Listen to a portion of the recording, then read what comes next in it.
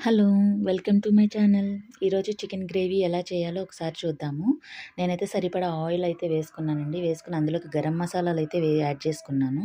దీంట్లోకి నేను kilo chicken తీసుకున్నాను. కిలో చికెన్‌కి 4 ఉల్లిపాయలు తీసుకొని, పెద్ద ఉల్లిపాయలు 4 తీసుకున్నాను. తీసుకొని ఇట్లా ఆయిల్‌లో ఏసి కొంచెం కొత్తిమీర కూడా యాడ్ చేసుకొని, మధ్యలో మనం ఇట్లా ఉల్లిపాయ ఏగిందా లేదా చూసుకొని మూత పెట్టేసుకుందాము.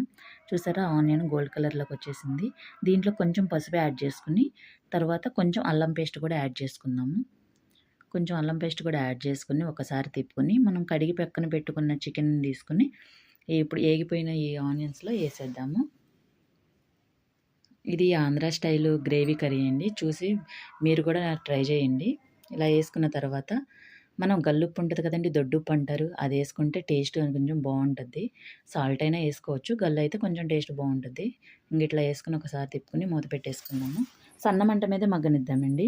పెద్ద మంట పెడితే మనకు కొంచెం ఇదవుతది. గ్రేవీ కోసం నేను గసగసాలు తీసుకున్నాను. గసగసాలు కొంచెం దోరగా ఏపుకొని అందులోనే పచ్చి కొబ్బరి కూడా ఏసి కొంచెం దోరగా ఏపి మిక్సీ పట్టేసాను. ఇది పక్కన పెట్టేసుకుందాము.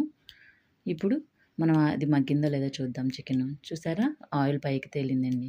ఇలా తేలినప్పుడు కొంచెం మనం పేస్ట్ పక్కన పెట్టుకున్నాం కదా! ఆ పేస్ట్‌ని పక్కన పెట్టుకొని ఫస్ట్ అయితే కారం యాడ్ చేసుకుందాము.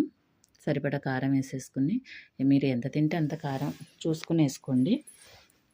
కారం యాడ్ చేసుకున్న తర్వాత ఈ పేస్ట్‌ని కూడా అందులోనే ఏసేసుకుందాము. ఏసుకొని ఒకసారి తిప్పేసుకొని కొంచెం ఒక నిమిషం మూత పెట్టుకొని మళ్ళీ తర్వాత తీసి కొంచెం వాటర్ యాడ్ చేసుకుందాము.